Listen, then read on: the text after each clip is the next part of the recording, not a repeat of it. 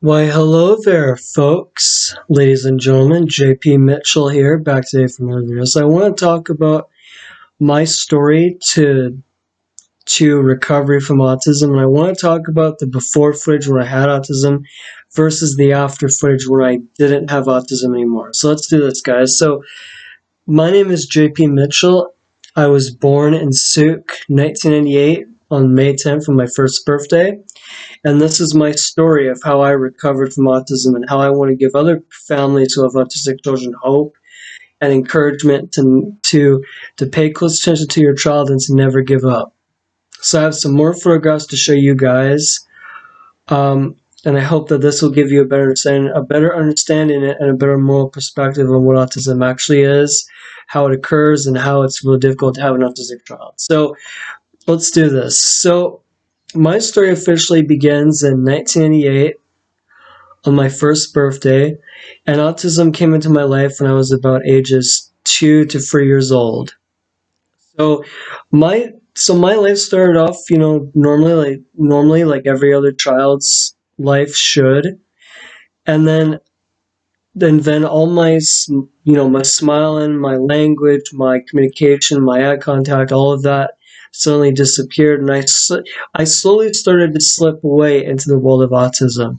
Now, to give you guys a better understanding of what autism is, I'm going to show you some photographs of the before footage when I had autism versus when I didn't have autism anymore.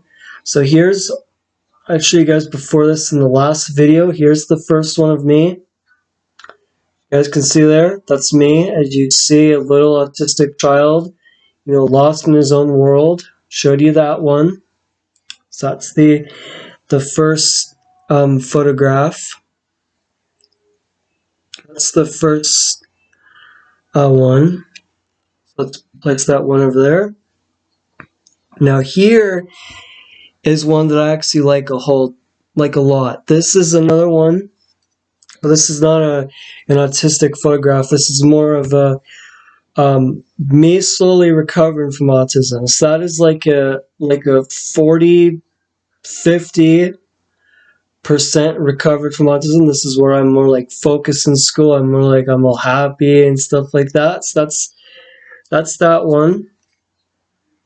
Okay, so I'm just doing this to give you guys a better understanding of what autism actually is. Now this one I like a lot.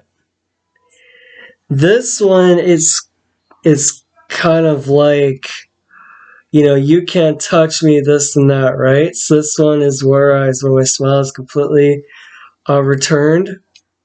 And so to give you guys a better understanding of what autism actually is, these photographs are true evidence that I was autistic, that I had autism, and that I was alone in my own world.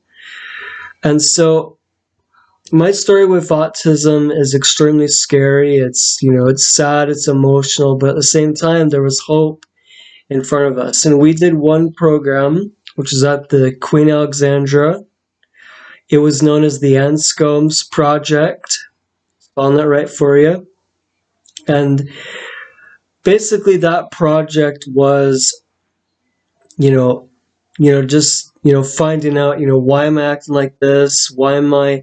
Why is my behaviors suddenly changed and all that stuff? And the doctor at the Anscombs Project specifically told Mitch and I and that, well, your son JP Mitchell has perfectly normal behavior for an autistic child. Now, basically, what that means is that if your child's autistic, then he's a perfectly normal child. But really, when you look at my autism is anything but normal, because this is the truth about autism, is that an autistic child is anything but normal. They are very aggressive at times. They are violent. I would punch, Mitch in the dentist office in a Langford there, obviously. And my dentist didn't know what to think of that. He's like, wait a minute, you let your son punch you like this? And that's the thing about autism, is that autism is not really easy to understand properly or to know what it is. But I'm here to give you parents who do have children with autism hope, and to to pay close attention to your child, never give up on them, find, to, if you can't access if you don't have access to therapists or therapy, what you can do is you can become your child's own advocate, where you can teach your child to communicate, to interact with you, to socialize with you, to run with you in a circle, to run around with you in a circle. Um, so the best advice for parents right now who do have children with autism is never give up on them. Start with the early intervention.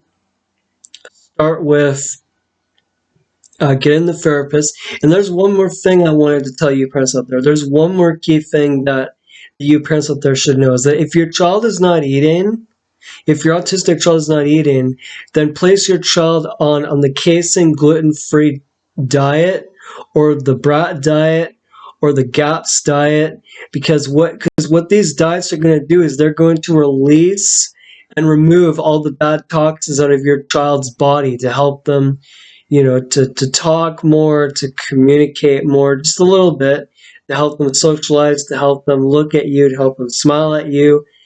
And there are many parents out there who have recovered their children based on diet.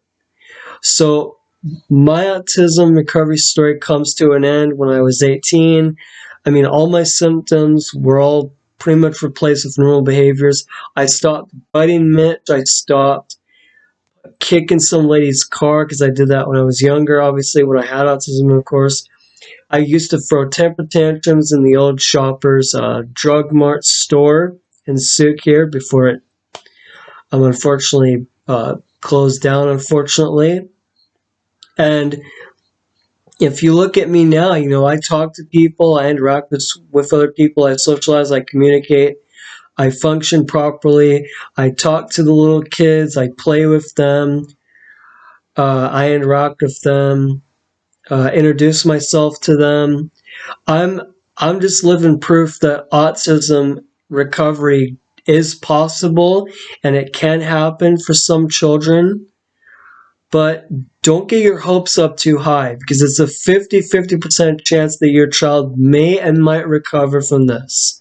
I'm not saying they will, but they may and might recover from this. So if you're on that path to getting answers, to finding a diagnosis, what you need to do first is you need to have the symptoms before you can get the official diagnosis. That's what happened with me, guys, is that the symptoms had to come first before the diagnosis could come along. And once I had both, that's how, because if my symptoms were still here, my diagnosis would be still here with me. But because my symptoms are gone, my diagnosis was gone, my signs, my characteristics were gone.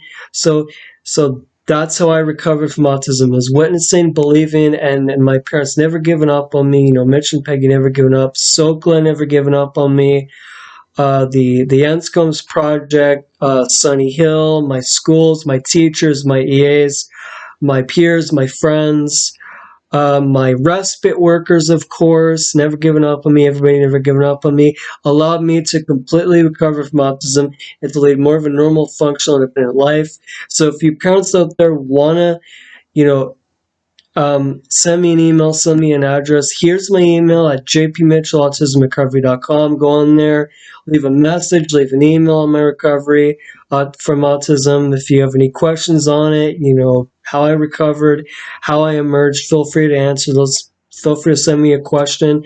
I will reply. I will answer to that question that you have for me or sent me. Here's my YouTube account at John Patrick. Go on there, watch some of my videos on YouTube, see what you think of them. But without further ado, ladies and gentlemen, let's get this video going, guys. Here we go. All right, guys, here we go. Let's go, guys. Anyway, guys, enjoy.